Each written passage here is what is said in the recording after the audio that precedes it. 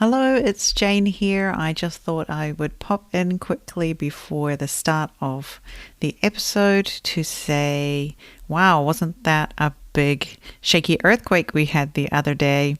And just wanted to let you know that we're all okay here in Fukushima Prefecture, even though that was very close to the epicenter of the earthquake. At the time that the earthquake happened, I was fast asleep, and all of a sudden my phone just went crazy with those alerts that say "Jishin desu, jishin desu," earthquake, and I jumped out of bed, switched on the light, and ran up the stairs to my kids' room. They sleep in a room that's half a flight of stairs up from my room, and they were awake and a little bit worried. So I just helped my son to change from his very thick winter pajamas that he was too hot in into something a little bit cooler. And I was just tucking him back in when the next earthquake came. And I was really grateful that I was awake and standing up and able to deal with the situation on my feet at that time and be right there with my kids while it happened.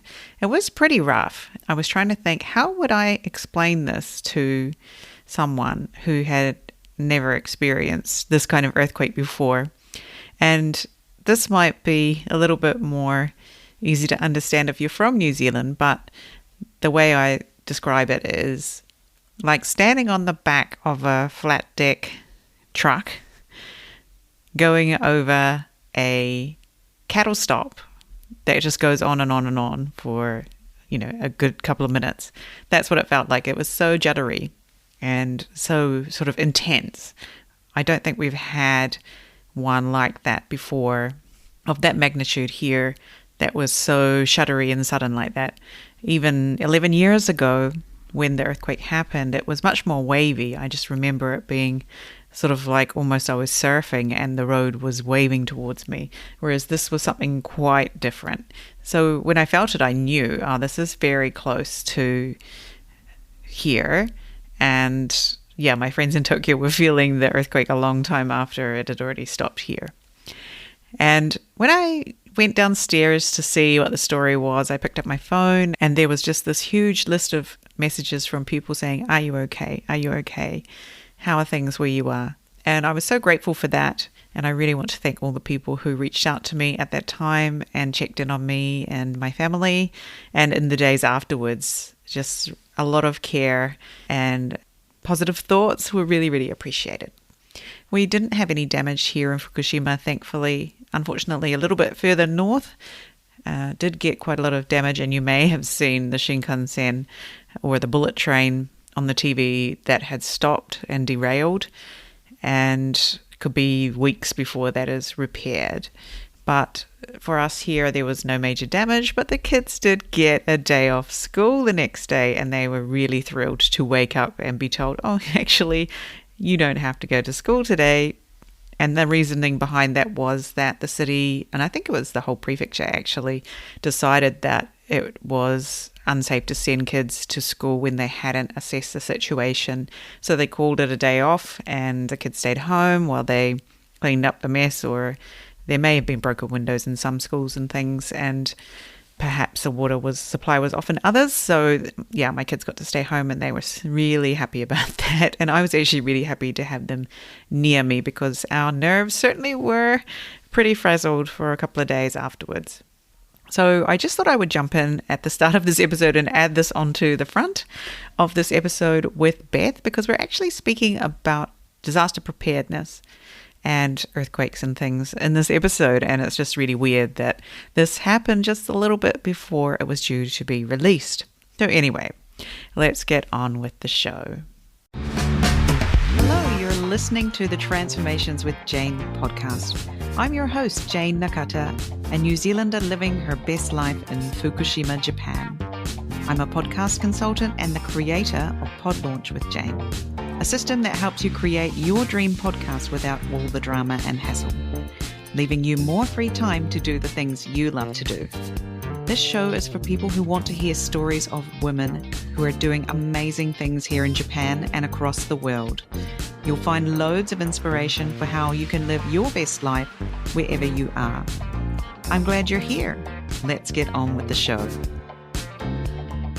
Hello and welcome to another episode of the Transformations with Jayne podcast. I'm your host, Jayne Nakata.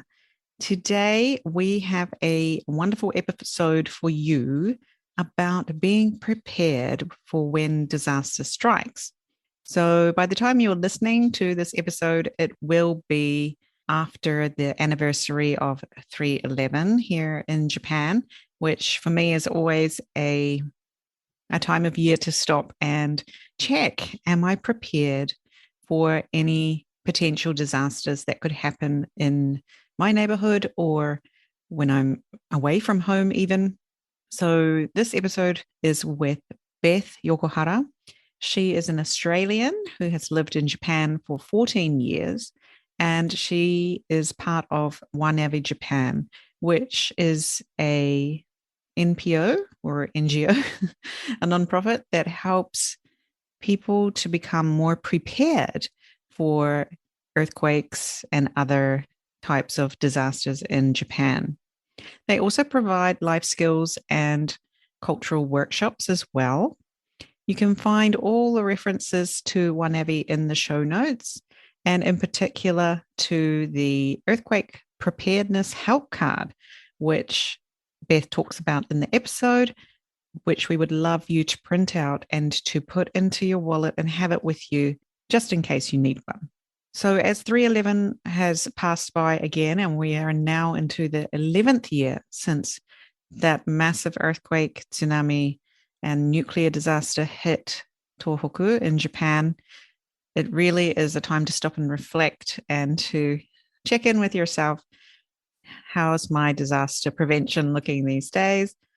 And what needs refreshing? Maybe you need to swap your water out with some fresh drinking water or rotate some of your food items. There are so many food items on the market now that have very long use-by dates that could be really great to have in your stock, in your pantry. And please don't do what some of my kohai or younger international community members here in Iwaki do and rely on 7-Eleven for everything because it's across the road.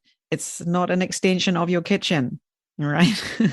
I know that's really great that if you have one that close and you don't have to worry about getting food potentially if you're just a single person. But yeah, I really encourage you to make sure you have all your things ready to go. Anyway, this is a super fun episode with Beth, and I hope you'll enjoy it. Hi, Beth. Welcome to the Transformations with Jayne podcast. It's great to have you on the show today. Thanks, Jayne. It's great to be here. Thank you for inviting me. Yeah. So this episode has been a very long time coming. I think about 3 years. We've been talking about having you on the show, and then all kinds of things started happening and it didn't work out and blah, blah, blah. And here we are 3 years later. Whew, yep. Finally. I feel like that might be life happening, but we've come together. So that's great. Yeah, we've made it. So yes, please introduce yourself. Tell everybody where you're from, where you are, and your connection with Japan.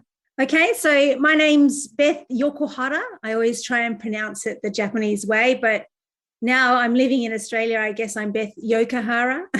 Right, yeah. So, yeah, I'm an Australian, a British Australian, born in England. I grew up in Australia, and then I lived in Japan for 14 years. And then I've sort of cycled all the way around from there and now live back in Adelaide, which is where I'm originally from. So it's been 17 years since I've lived in Adelaide. So it's a big, big journey. And certainly coming back to Adelaide, it's not the 17 years ago Adelaide I once knew.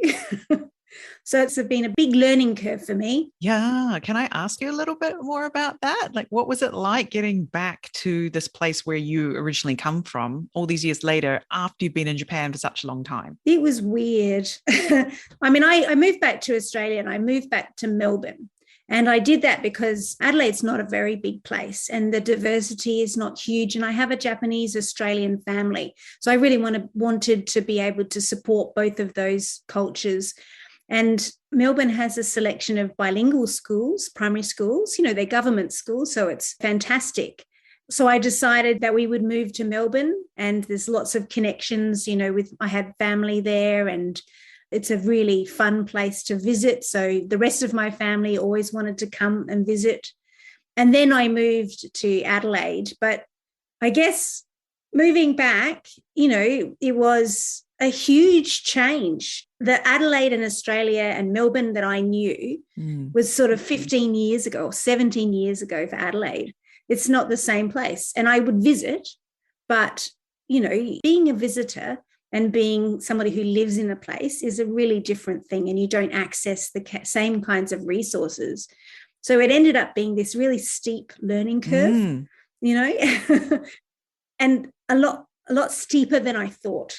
I feel you. I can kind of imagine it. I haven't done it, as in I haven't moved back to my hometown in New Zealand where I kind of grew up, even though perhaps I might do that one day. It's a beautiful place. I'd love to be able to live there again in the future, maybe. But yes, I'm not sure how that would go. Or, what, do you miss anything from Japan? Or was there something that everything sticks in your mind about it? Or you miss everything? I think, well, you miss everything. I mean, and the key is to just really, when you're in one place, you enjoy the things of that place, So when I was in Japan, I would miss, this is silly, it's Vegemite, and the bread. Right. Yeah. Actually, I have a brother-in-law who's a sourdough baker. So I was spoiled for the most delicious bread. Oh, nice. And then moving to Japan, it was just not at the same standard. So you miss those kinds of things, and then bigger cultural or family things. But also, there are so many amazing things about Japan. And then I've done it the other way around. Now I'm in Adelaide, so I'm enjoying the leafy streets and the family and the space. And really, compared to Tokyo, there's no people. Yeah, right. Where are all the people? Yeah. So that's mental space. So you just enjoy those things where you are. So I'm learning to do that, I think. Yeah, I love to hear this sort of people who've gone ahead and hear their experiences of what it's like. And in this case, transitioning back to where you're from and what it might be like. Yeah, that's very, very interesting. Having a year away from Japan last year, not last year, it's been a year since I came back to Japan from Sweden. But knowing that I would be going back at some point made me really enjoy my time in Sweden as a new place. That was very different from going back to where you came from. Yeah. Well, I think that's the thing. And I don't know. I mean, I feel kind of like I'm always moving forwards, and there is no real going back.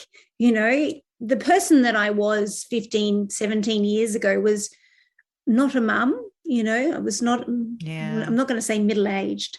I was younger.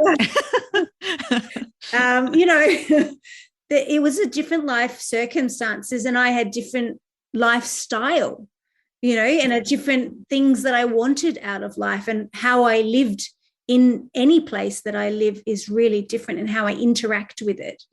I don't think I went to very many parks and playgrounds.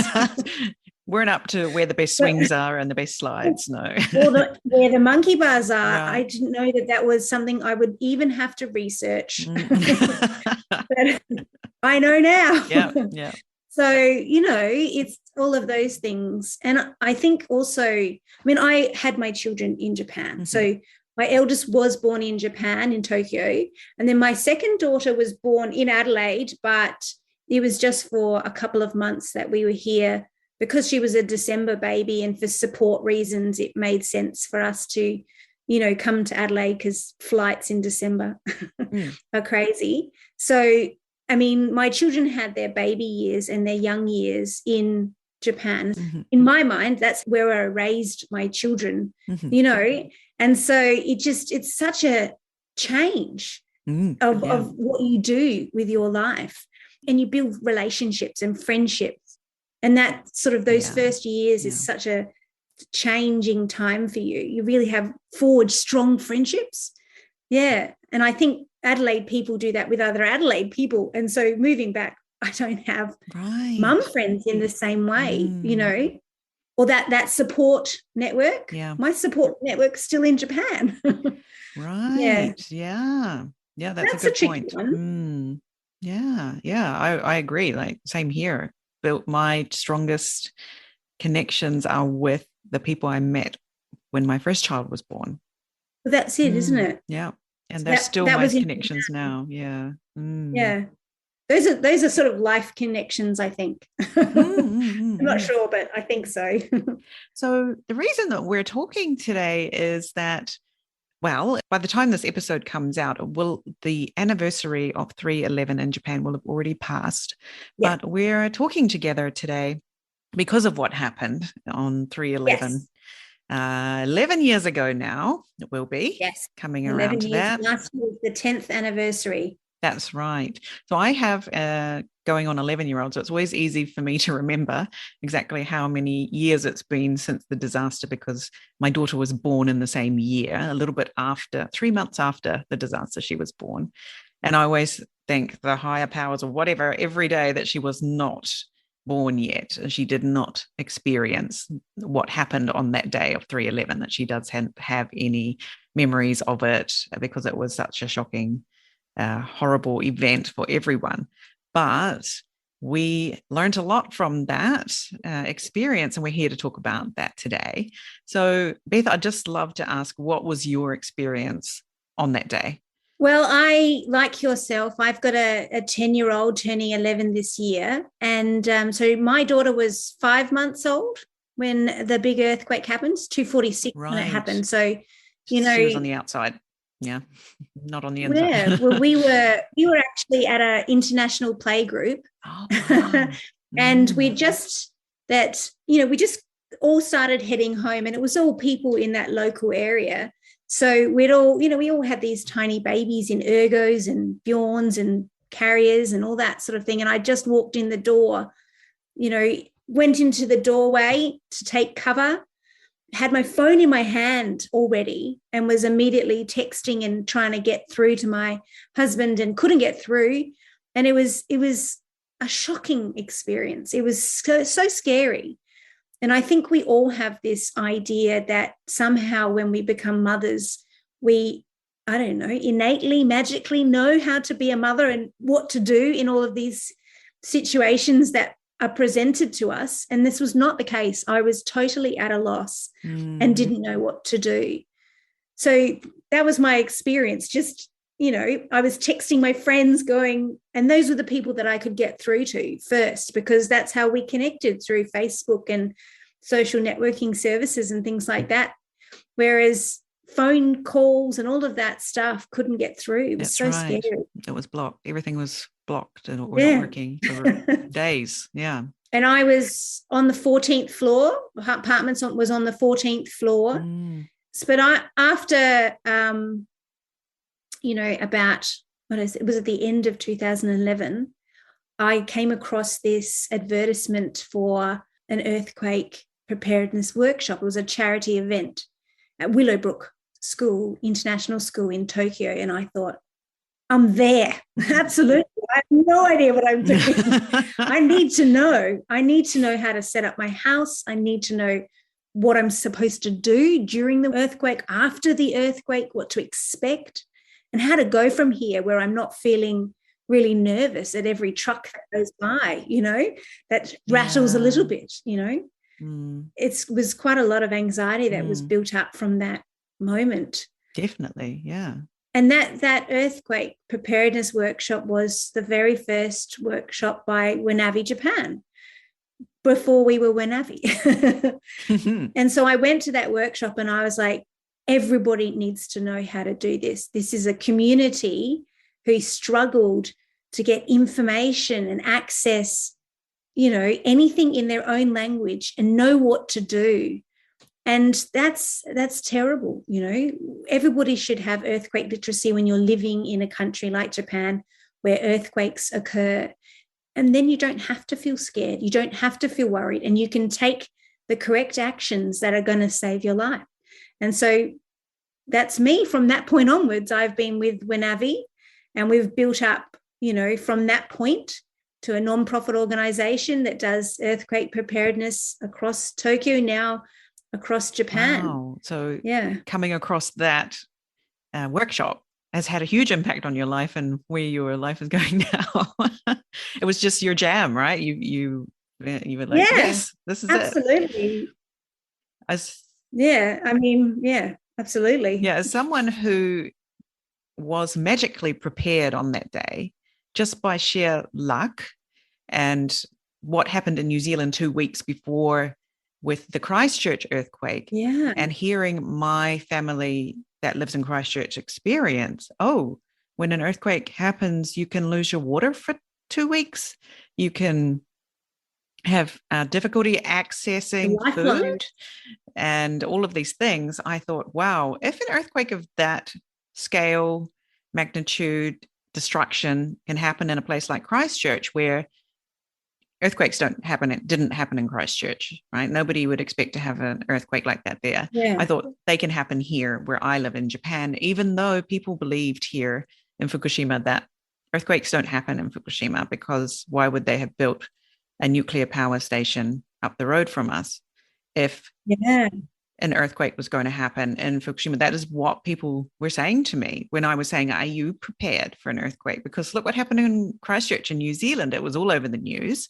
People were saying to me, oh, poor New Zealand, are your family okay? And sending, giving me their condolences on a daily basis. And I would say to them, are you prepared? And they would go, what for? So it was a very different sort of atmosphere or environment at that time. And I can remember going out and buying all of the boxes of water, the food, and something to cook on, and gas canisters, and thinking, oh my God, this is so tedious. I hate this. But the fact that I had that shocking experience of seeing what happened in New Zealand drove me forward to prepare those things. And 2 weeks later, I needed those things. Those yeah. things became like gold. That's And amazing. on the day that it happened, we'd all managed to get home after the earthquake. We were out when it happened. We managed to drive home, and my husband was like, oh, I guess I better go and like line up with all the other people at the stores. And I'm like, why? We have everything. I'm prepared. And he's like, oh, Yeah, really? That's nice. And so we just sort of sat there safely in our house, and we didn't need to worry. We had water, we had food, we had everything, and we were okay. And amazing. that feeling of safety was so valuable at that point, is what I have to say. And so even though it's such a pain in the bum to do all of the stuff, right, to get your supplies and figure out what you need, the feeling of being prepared cannot be beat, I have to say. Like, and even now, I'm like, whatever happens, we're okay. Well, Yeah. the funny thing is, I think people feel like it's a little bit insurmountable to be prepared as well. Like it seems really hard, but it's not. It really isn't. If you have all of those things and you can get those things together, then you don't have to worry. And then when a disaster happens, it's not a disaster until, people get affected by it. But when that happens, then you're able to take the right actions and you're able to feel, really safe. And I think that's so important. Yeah, you will not have to be lining up for water No, supplies and wasting time trying to get cash out of the bank that's not working, and all of these stressful things. You can avoid all of that just by being prepared. even your furniture, if you're in your home and you haven't prepared all of your furniture, secured your furniture, positioned your furniture in the best possible way, if an earthquake happens, you'll actually have to watch out for bookshelves and all of those kinds of things. But if you've secured them, then you need to take cover for yourself, and you don't have to worry about all of the things that might come falling off on top of you. And that happened to me, in my house. Actually, I shouldn't say this, but my sister came to visit, and she's great at organizing, and she made it look beautiful. But when an earthquake came, everything, it was all vases on shelves and things like that. Right. And all of those things fell down. And that's because we had decorated the house for an Australian environment where we never had earthquakes and never thought about earthquakes. So it wasn't a thing. But shattered glass means that if you are required to or you need to evacuate and you need to make that choice, and you don't have shoes on in your house, which is often the case in a Japanese household, it's going to be a lot harder to, to move out of that space if you've got to cross glass and you haven't got any shoes on. You know what I mean? So you've got to think about those kinds of things. And there's so many lessons learnt and across all of the earthquakes that happen in Japan. And this is, I find, amazing. Every single earthquake, something else is learnt and implemented and taught to people, And so it means that the next earthquake, if there's things that happen that causes some kind of damage or hurts people, there's a response to it. And knowing what that is and knowing how to prepare, that's that gap, that information gap, I think, with international residents living in Japan, as they don't always have access to that information or know that they're missing that information. Oh, yeah. And I think it wasn't so bad 10 years ago, or even sort of like 7 or 8 years ago. It was still fresh in their minds, right? What had happened. Yeah. But people who are coming to Japan more recently don't have that in their mind. And I will talk to some of my acquaintances here and I will say, do you have your supplies? And they're like, no, I live next to 7-Eleven. I'm like, you what? You don't have drinking water? So yeah, I always give them a bit of a kick up the bum, but yeah, that's not in their experience. Yeah. So they don't understand just how important it is. Yeah. It is so important. And I think the other thing that happens, even if you have got all of those, that knowledge when it comes to earthquake preparedness, because Japanese people grow up in Japan, and from a very young age, you've got hoikuen, daycare, all the way up, they're learning about, learning disaster resilience education and how to take cover and things like that. But it sort of peters off when you become an adult and you become complacent, I think. And it's really important to pull back and not be complacent, and just, you have those things set up and you roll them over, and then you just, come disaster, come earthquake, where you need those things, they'll all be there. Yeah, exactly. So tell us about Wanabe and how it works and how it can help us. Yeah. So, well, that's changed a little bit, I think, come COVID, which has worked in my favor, I think. So Wanabe Japan is a non-profit organisation comprised of women of multiple nationalities. And so we came together after the Great East Japan earthquake, and we wanted to do something to help and support the people of Tohoku, but we all had babies at that time. And so we realised that it wasn't just the people of Tohoku who needed our support. It was international residents that were struggling with a lack of information and being able to access it in their own languages. And then they were seeking information, outside of Japan, which wasn't helping them deal with the situation. So that's where the earthquake, first earthquake preparedness workshop came from, and the one that I attended so many years ago. And from there, we've just grown. And our focus is really earthquake preparedness and disaster resilience education. But from there, we also do life skills workshops. So that sort of means we do healthcare, demystifying the Japanese healthcare system, which functions really quite differently to the way different, overseas healthcare systems work. And when you don't know how it works until you come across a disaster or a situation where you need it, emergency, and then when you're trying to access it, it's not the time to try and figure it out. You want to know how it works beforehand. Yes, definitely. Yeah. So, and then food shopping is another one. Well, food and that kind of thing. So I don't know about you, but when I used to go shopping, and my Japanese, I don't know what your Japanese is like, but my certain written Japanese wasn't that great. So reading the labels was so challenging. And so we it's such a mission to get to know all the products in the supermarket in Japan. A mission, exactly. And I think we've all made that mistake probably when we first get to Japan, where you buy a yogurt drink and you pour it in your tea instead of milk. So we did a workshop. Oh, so many random things I've bought. It's like, oh, this is not what I was expecting. Even recently. You have dietary needs. You've got kids with dietary needs and allergies and things like that. But you want to make choices. You want to make informed choices. So we created a workshop around food where we're teaching people about the Japanese diet, Japanese foods, how it works out on the table and on the plate. And which is plates in Japan, isn't it? Never plates. Yeah, right. Many plates. If you've ever been to Japan, you'll know it's many plates. Anyway. Many plates. Yes. So you want to be able to navigate that and make informed choices. So we have workshops around that. And also etiquette, Japanese etiquette, and understanding what's going on with your neighbors. If you work in a business environment, we do Japanese business etiquette. It's sometimes really hard to navigate, and it is different. It's a different approach.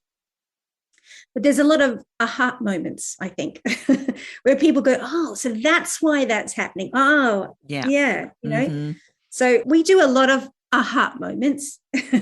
Yeah. In earthquake preparedness, in the food, in the healthcare system, you sort of put it together and you actually realize what's happening and what you're doing. So it's a lot of fun workshops. Yeah. And are these being held mostly online these days? So we were live. We were always live, and we did a lot of different workshops, including we did some fantastic ones in shrines and temples and made some great connections, which were a lot of work, but really fun and interesting to do. But since COVID, 2020, and I moved to Australia as well. So I was always like, do it online. I want to stay involved. And so it was all of those elements came together and pushed us over into the online sphere. And at the moment, we are always online. And that's because there's just keeps having, every time we try and set up a live workshop, it ends up something else happening. And so we go back online. And so we just sort of decided, rather than, push to go back to live, let's just push to be online for the moment. And so that's what we're doing. Yeah. It's been happening a lot, right? Oh, I'm sure it'll be okay by August. We'll be able to meet in person. No. Oh, it'll be okay in October. October's going to be fine. No. And it's different in Australia and Japan as well. So there's, I was in Victoria in 2020, and I was in 6 months, of lockdowns, with my children at home learning and things like that. And so it was so important for everybody to learn how to navigate the online world.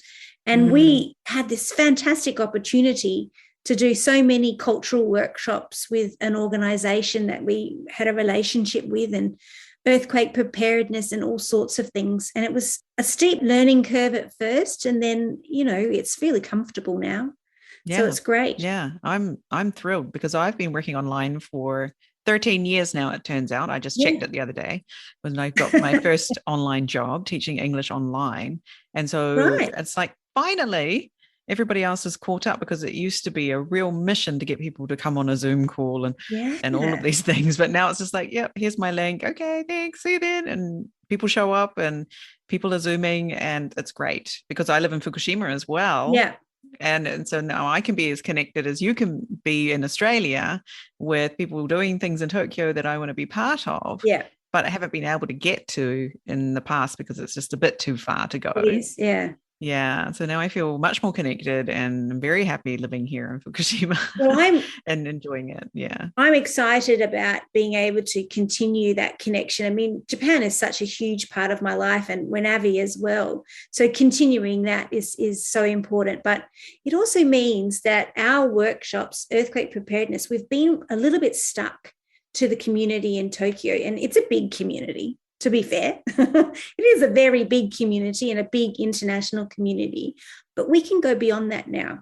We can have workshops with international schools all over Japan, or embassies, or anything that you would like, and community groups and universities and all sorts of things. And we do. So it's really an exciting time, really. Yeah, that's great. I mean, of course, the rest of Japan needs this as much as people in Tokyo do. Yeah. There's just more of them in Tokyo. We don't all live in, not all the international people live in Tokyo. Exactly. Yeah. I would have loved to have been able to attend something like that when I arrived in Japan 20 years ago, but you don't know what you don't know, and that's part of the danger. That's it. Well, I mean, I can still recommend that you join. I think that even if, I mean, I've done a lot of workshops and I still learn a little bit of something new, even if it's from other people's experiences, but it reminds you of all of the things that you've got to do, which is important, but it's also, we've had people who have been in Japan and not in Tokyo,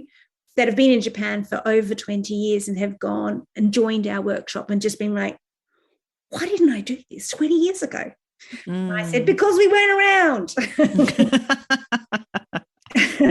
Well, there you go.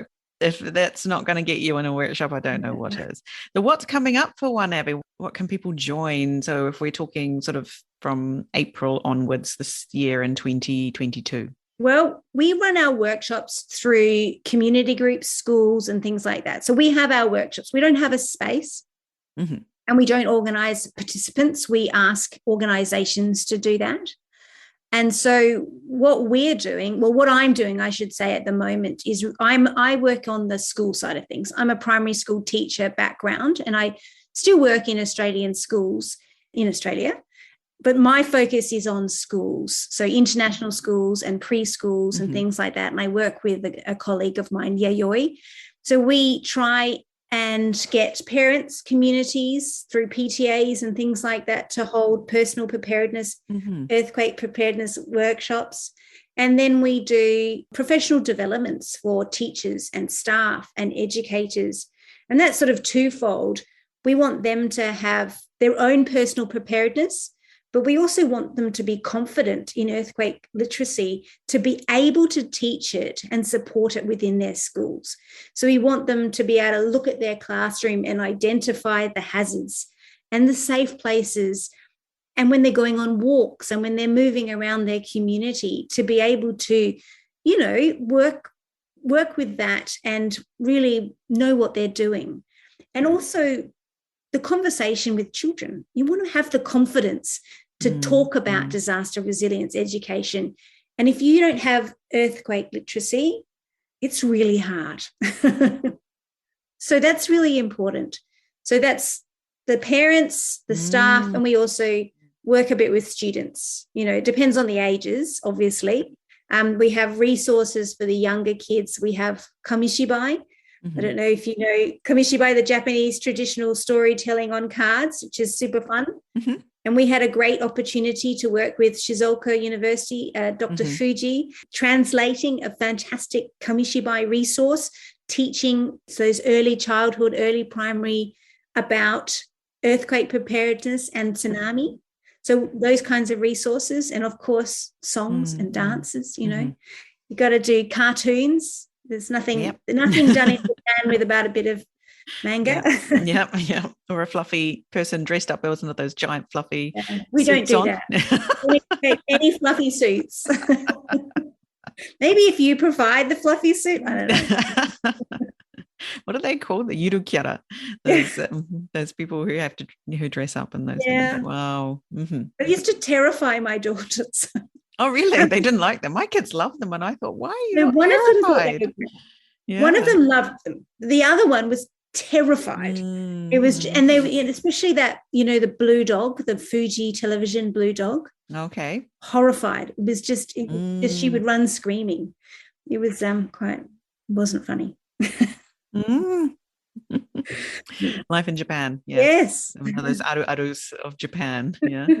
Yeah. Ah, right. Wow. So if you could give one or two of your top tips that listeners could take away today and do something, what would you say to them? Now, I know that's kind of putting you on the spot there, but like one or two, your top tips. So Wanavi has a website, and on our website, we have resources. And under resources, we've developed help cards. So there's a disaster help card, and there's ones also related to food and other things. But download the free printable disaster help card and, print it out. Make sure everybody in your family has a copy. Read through it. There's spaces for personal information. There's Japanese, critical Japanese for, disaster-related Japanese. So things like how to, it says evacuate, and also the kanji to be able to read the news and all of those kinds of things. There's the NHK radio and all sorts of things. I can't list it enough. You have to come to a workshop, but print it out and have it in your wallet. It's, origami style. You can fold it up into a credit card's size, goes in your wallet, and you have that information right there ready for you. I think people rely on their phones and think, my phone has a torch, I can get information, I can call people, I can do this. My phone is going to be my resource when an earthquake happens. But you don't know when an earthquake is going to happen, and it's almost guaranteed that it's going to be on 5% battery at the end of the day, and you're not going to be carrying a massive lithium battery to charge your phone at that time, and you don't know when it's going to happen. So having your personal details, like your family's phone numbers. Like, what is your phone number of my husband? I have no idea. I know. It's crazy. I mean, I can tell you the phone numbers of my friends when I was in primary school and high school. I still remember them. But I can't tell you right now what my parents' phone number is. No idea. I didn't know my husband's phone number. I learned that though, pretty soon afterwards. Either memorize them or just have them on a piece of paper. And international people contact your embassy and have yourself registered at your embassy. So there will be someone finding you and trying to find out information about you and supporting you. Yes. Those are my 2 tips. Awesome. Thank you. Yeah, that one about the embassy. Yeah, I had someone from the New Zealand embassy calling me and saying, you're in Fukushima. Are you okay? What can we do? Do you need help? Or do you need us to find something out for you? And I was like, well, we want to leave Fukushima, but we don't know if the roads are open. And they're like, okay, we'll see what we can find out. And they got in contact with me again. So be aware that your embassy want to be checking up on you. So make it easy for them. Make sure you're updated your information, that it's up to date, that you have all your family registered on there so they can easily check you off. Okay, she's fine. Great. Next, who do we need to get in contact with? Because it must be a hell of a job contacting people, right? Yes, it is. I imagine it is. I mean, I think, look, there's just so many top tips that I could give you, but the embassy one, I don't know. And downloading the help card, so much of the information that we do in our workshops is in that help card. And I cannot sing its praises enough. It is so useful to have. So even if you don't contact your school or your workplace or organize it privately to do a workshop with us, have that, have those details so that you know what you can do and you can at least find out information. And I think the big thing about earthquakes is that, I mean, you've talked about having all of that stuff in your home prepared, and that's really important. You just don't know where you're going to be when an earthquake happens. So being able to identify the things that are supports and the things that are, hazards along your way are really important. And there's so many of them. There are support stations, designated support stations. You're talking about driving in Tokyo, the Kanana or Loop 7 in the central part of Tokyo. It's a ring road around Tokyo. It's shut down in an earthquake. So your car is not going to transport you anywhere. You're not able to drive. So you need to, pull your car over, and you need to have an alternative route. And you need to know what that route is. You need to have a map in your brain of Japan, so that you can look at a map and go, where's that X? Is that near me? Is that tsunami near me? Should I do something? So those kinds of things are so important. Yeah, I can imagine. I think I downloaded a map of Japan pretty quickly. And I started just interacting with it, going, okay, my food is from here. I bought this from here. This is where these different parts are. And, you buy food all the time. So you're interacting with the map, and you actually can then remember where things are on the map. Where different prefectures are, like, these tomatoes came from Kumamoto. Okay, where's that? Oh, that's in Kyushu. Oh, that's that end of Japan, right? Oh, my melon's from Hokkaido. Where's that? All right. If you don't speak Japanese, and even if you do, in a panicked situation, it's so hard to hear and understand Oh, what's yeah. being said. Mm. Sometimes they use those big loud speakers, and look, even if it was in English, I'd be hard pressed to understand what they were saying. So if you use the visuals. There's visuals on the television and all sorts of places in Japan. They love visuals, and that works in everybody's favor. So if you recognize the map of Japan and all of the different parts, you can get information really quickly from that, lots of information. Yeah, I have to say it's definitely improved in the 10 years. We had a tsunami warning here recently when the Tonga undersea volcano exploded, and there was a tsunami that actually arrived in our city. And I was just noticing, oh, wow, look, they've got it in easy to read hiragana on the TV, nigete. Yes. Tsunami nigete. Instead of blimmin' kanji, difficult to read, hinan. Yes. What the hell does that mean? Words that they had on the TV 10 years ago. They did. And they also I don't think they used nigete, actually. I think there was an introduction after March 11th because I don't think they used such a strong word, and then they regretted it. And this time they used it. Yeah. And they also had an English word as well on the same screen. Yeah, they had nigete and they had something in English. And I was like, oh, look at that. That's excellent. That's very much more easy to understand than 10 years ago when I was looking at the TV going, what? It's very true. Yeah. And whenever Japan was born from bridging an information gap and bridging all of those kinds of, connecting those different things that weren't available in English. But it's amazing. 10 years on, there's a lot of apps available. That the Yurekuru app is back, in case you didn't know. So the Yurekuru app is the app with the catfish that gives you earthquake warnings, and you can set it to your zone. Oh, right, yes. So if you don't have a Japanese phone, and obviously people have SIM cards these days and things like that, it's the earthquake warnings and things like that aren't built into your phone, so you need to download apps. But there's a whole range of different apps that weren't available 10 years ago. There just wasn't that. Even NHK has a bilingual app. Yep. All these kinds of things. Even Google Translate's pretty magical. Yep. Yeah, I have Yahoo Borsai app on mine, and that tells me all sorts of things all the time, from volcanoes exploding to missiles being shot at Japan, like all sorts of things, right? Great things. Yeah. And also my city has a mailing system that you can, and I imagine just about every other city in Japan has one too, you can sign up for to get the latest city, like local information from your city about all kinds of things, whether it's flooding or it's all sorts of stuff that happens throughout the year in Japan, natural disasters. And if you have Gmail, the excellent thing is that it will translate it for you when it arrives in your inbox into a kind of English that's mostly understandable. Yeah. So I found those emails to be really interesting, but also very overwhelming. So you need to make sure you check which ones you do want to get. Yeah. But it will tell you, okay, we're going into Mambo now, which is the Man and Boshi, which is what we're having for COVID at the moment. So it's not a state of emergency. It's like a pre-state of emergency. It's called Mambo. So your city will send you one of those saying, from Monday, it's Mambo, and there's, no alcohol in the restaurants anymore, or whatever, So there's all sorts of things you can sign up for, and your local city website is generally where you'll find that.